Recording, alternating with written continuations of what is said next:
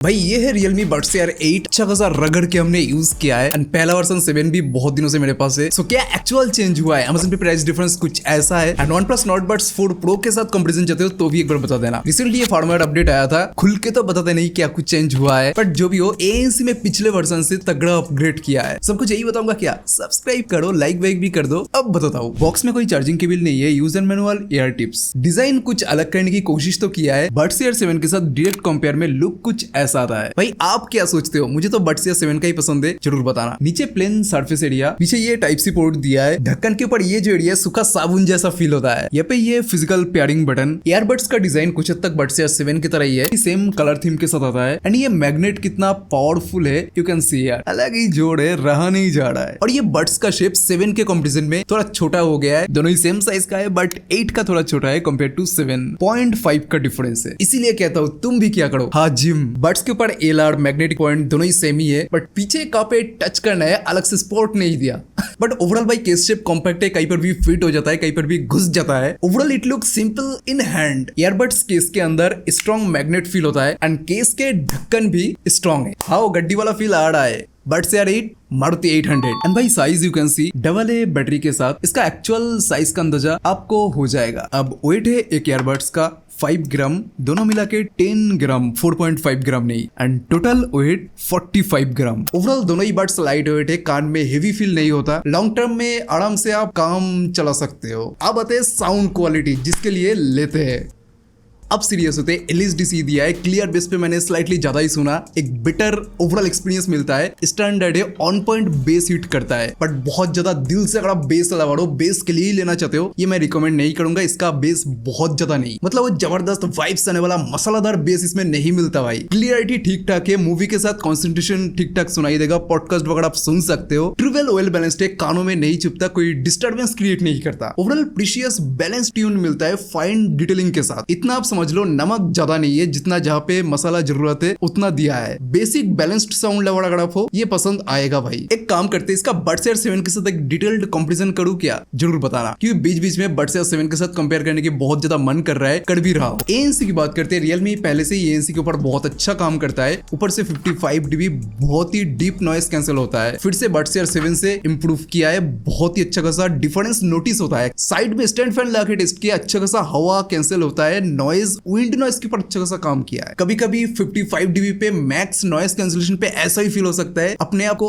अकेला फील हो सकता है। ट्रांसपेरेंसी मोड काम का है, अगर आप काम में लगाते हो, कोई म्यूजिक चल रहा है, पास में कोई बात कर रहा है तो उसका वॉइस क्लियरली सुनाई देगा। ओवरऑल ANC 55 dB के हिसाब से काम का चीज है भाई। अब भाई ऑलरेडी पेयर्ड है, कितना फास्ट कनेक्ट होता है वो यहाँ पे देख लेते हैं। 3 2 1 कनेक्टेड। डिस्कनेक्ट का टाइम भी अब देख लो, 3 2 1 कनेक्टेड। और ये रहा ब्लूटूथ सेटिंग्स। ऑडियो क्वालिटी आप सेट कर सकते हैं LSDC 5.0 डिसेबल AAC। और एक चीज भाई, ये LSDC ऑप्शन के लिए इसके अंदर स्विच करने के लिए आपके फोन के अंदर भी LSDC सपोर्टेड फोन होना चाहिए। तो एक बार गूगल में चेक जरूर कर लेना आपके फोन के अंदर LSDC 5.0 या LSDC सपोर्ट करता है कि नहीं। एंड मोस्ट इंपोर्टेंट, अगर तुम गेमिंग करते हो, Buds Air 8 डिसअपॉइंट नहीं करेगा। स्टैंडर्ड 45 मिलता है, बट इससे एक्चुअल एक्सपीरियंस कैसा आता है भाई, कुछ अलग नहीं है, बहुत ज्यादा चेंजेस नहीं है। BGMI में गनफायर साउंड बहुत ही सिंक्ड सुनाई देता है, बिल्कुल ही डिले नहीं है, बट हाँ बहुत हाई इंटेंस सिचुएशन पे स्लाइटली हमें डिले मिलता है। बट 3D साउंड ऑन करके और भी बेटर साउंड ले सकते हो, किस डायरेक्शन से साउंड आ रहा है, ये सारे कुछ बेहतर होता है। फुटस्टेप टाइमिंग एक्यूरेटली सुनाई देता है, किस तरफ से एनिमी आ रहा है, ये भी डायरेक्शन क्लियर है।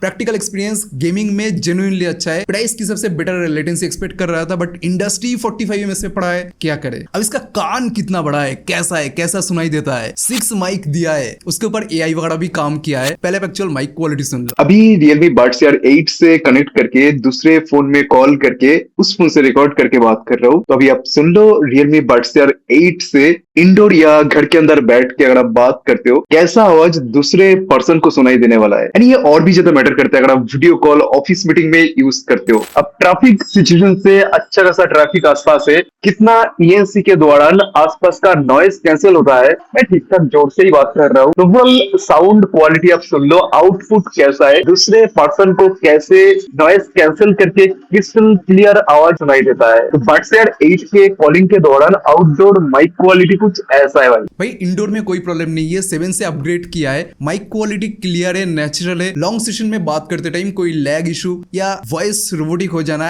ऐसा कोई इशू फेस नहीं किया। बट आउटडोर में स्लाइटली क्लियरिटी का इशू है, आसपास एनवायरमेंटल नॉइज आराम से कैंसिल कर देता है, तो माइक इसका आराम से यूज कर सकते हो। वीडियो कॉल, फोन पे रात भर बात चल रहा है, काम चल रहा है, कोई प्रॉब्लम नहीं, कोई टेंशन नहीं, सीरियसली कुछ नहीं होगा ऐसे करके। भाई इसको पहन के जो आराम मिलता है, पॉइंट 1 लॉन्ग टर्म में कोई कानों में पेन इशू नहीं है, शेप का प्रॉब्लम समझ के थोड़ा छोटा किया है, ये बहुत ही अच्छी बात है, थैंक यू रियलमी। बट भाई लूज फिट बिल्कुल ही नहीं होता, जिम रनिंग सेशन में भी कानों से ये नहीं गिरता, पकड़ बना के रखता है, you can wear them for hours without discomfort. और एक चीज बढ़िया हो जाता है भाई, ये बड्स एयर 7 का है एंड यू कैन सी ये फिट हो गया एंड लाइट भी ऑन हो गया, और ये 8V7 के अंदर लाइट भी ऑन हो गया, ढक्कन भी आराम से आप क्लोज कर सकते हैं। तो अपग्रेड अगर आप कर रहे हो, खो जाए ईयरबड्स, काम चला सकते हो। बट भाई 7 के साथ ईयरबड्स टीम में डिफरेंस कुछ ऐसा है, ऊपर से डुअल डिवाइस नहीं, थ्री सेम टाइम पे कनेक्ट हो सकता है, 3 डिवाइस, लैपटॉप, मोबाइल, पीसी एक साथ पेयर्ड होके रहेगा। स्विचिंग एक्सपीरियंस काफी स्मूथ है, बहुत टाइम अगर आपने कनेक्ट नहीं किया तो फर्स्ट टाइम थोड़ा टाइम लेता है, डिस्टेंस काफी हद तक कवर होता है, एक रूम से दूसरे रूम तो आराम से कनेक्शन ले लेता है, ढक्कन ओपन करते इंस्टेंटली कनेक्ट हो जाना, ये सब तो पहले से ही था। बट ये चीज बहुत ही गलत किया, 4000 देके BT 5.4, क्यों भाई,